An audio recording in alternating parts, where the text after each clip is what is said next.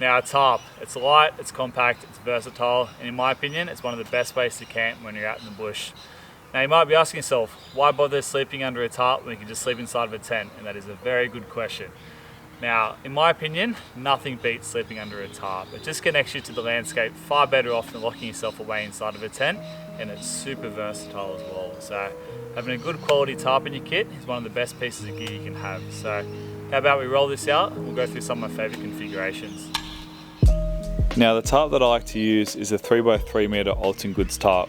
It weighs 740 grams, is made out of 30D ripstop nylon and has 23 tie-up points. This tarp comes with 9 aluminium pegs, but if you need more or would like to save some weight, you could always whittle up some pegs out of some sticks. First up, we have the Ganya, which is an Aboriginal Australian word meaning shelter. This is my favourite tarp configuration as it gives you good protection from the elements and is quite versatile. Start by pegging one corner into the ground, then take the other corner and peg that in. Now, taking the middle tie out, stretch that out so it's taut and peg that into the ground. This will be a ground sheet. Then, taking the corner, fold that over and peg it about half a metre or so from the corner of the ground sheet that's already pegged in. Now, grabbing the middle tie-up point and using a guy line with a loop on one end, place the loop through the tarp tie-out, then using a small stick or toggle, place that through the guy line loop and pull to secure. Then using a stick with a fork at the top, place the guy line toggle in the fork, peg that into the ground and tension the line. Then repeat on the other side.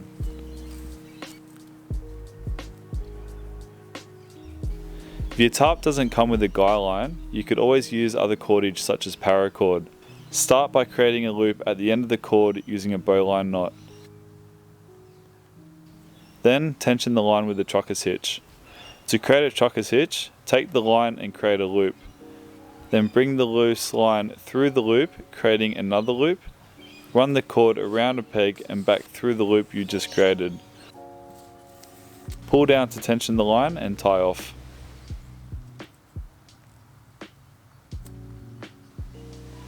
Attach a guy line to the awning and peg that in. On the back of the tarp, attach another guy line and either tie it to a tree or peg it into the ground. Using a stick to prop up the line will give you more internal space.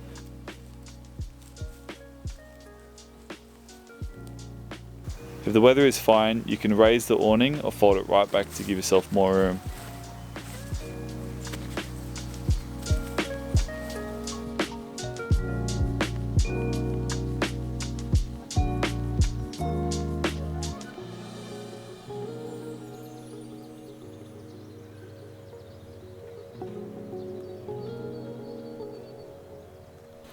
There is plenty of space to sit up comfortably as well as room to store your gear and remain well covered.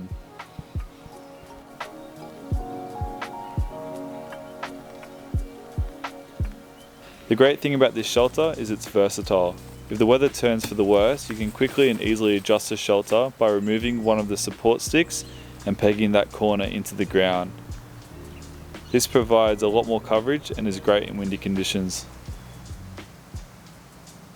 Now this next one is pretty unique. I've named it the Bungalow as it feels like a little house with 2 rooms when you're inside. Start by pegging a corner into the ground. Next, peg the opposite corner in. Then take the back remaining corner, hold it out square, locate where the first tie-up point in from the corner is, and bring the corner to that spot. Then peg that in. Next, take the front remaining corner, move it to roughly the halfway point, and peg that in. Then take a stick to prop up the ridge and to create an entrance, and use a guy line to secure it in place. Then, using a sock over the end of a stick, place it inside at the back of the shelter to open up the space. There will be some loose fabric, so take the remaining tie-up points and peg them out until you get it nice and taut.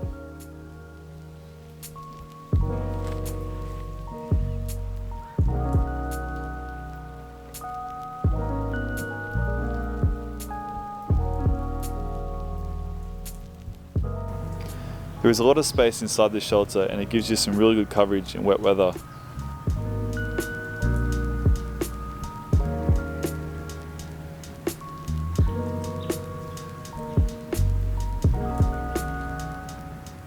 Another option is if you take a stick and raise the corner, this will open up the shelter and allow you to look out over camp.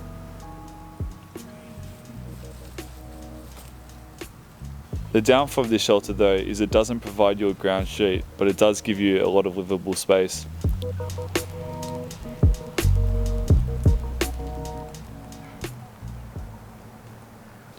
Now I don't really have a name for this shelter, but it kind of looks like an arrowhead, so let's run with that. Start by taking the middle tie-up point of one edge and peg that in. Then on the diagonal corner, grab the first tie-up point in from the corner and peg that in. Do the same on the other side. And then tuck the remaining fabric in, and this will become a bit of a ground sheet. Then using a stick, raise the ridge.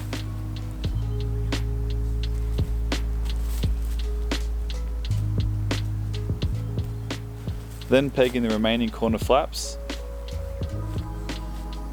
These front flaps will give you some added protection from the wind and rain. Now this shelter is great in strong winds, so long as you have the pointy end facing the wind, and you have the added bonus of having a bit of a ground sheet.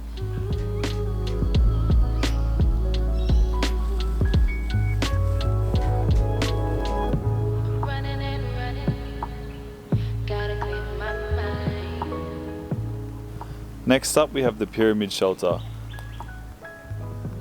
Start by pegging one corner into the ground, then peg the opposite corner in.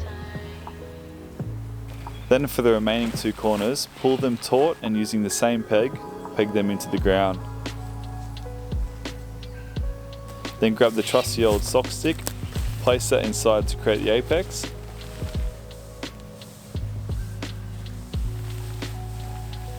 And bam, you have yourself a triangular pyramid. The benefit of this setup is it is super quick and simple to set up, and it will completely protect you from the wind and rain, although with a lack of ventilation, condensation may be an issue. Next up we have the tarp tent. Start by laying the tarp flat out on the ground. With the back corner, peg out both tie-up points that are next to the corner tie-out. Then fold the loose flap underneath and repeat on the opposite side. Next, go to the front corner and bring the corner into where the first tie-up point is and peg that in. And do the same on the opposite side. Then grab that trusty old stick sock and use it to raise the ridge of the tarp. Using a guy line or some cordage, tie back the loose material to the back peg. Repeat on the opposite side, then use a guy line and tie out the front part of the tarp.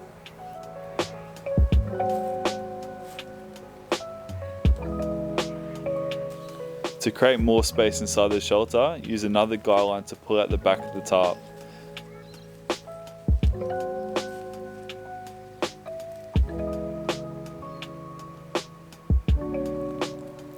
This is a great setup in wet and windy weather and provides a lot of living space inside.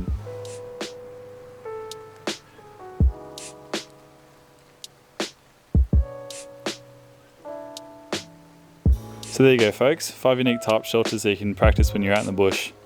The great thing about a tarp is there is almost endless possibilities, so have a play around and see what you can come up with. Thanks for watching this video, and I'll see you guys on the next one. Hooroo!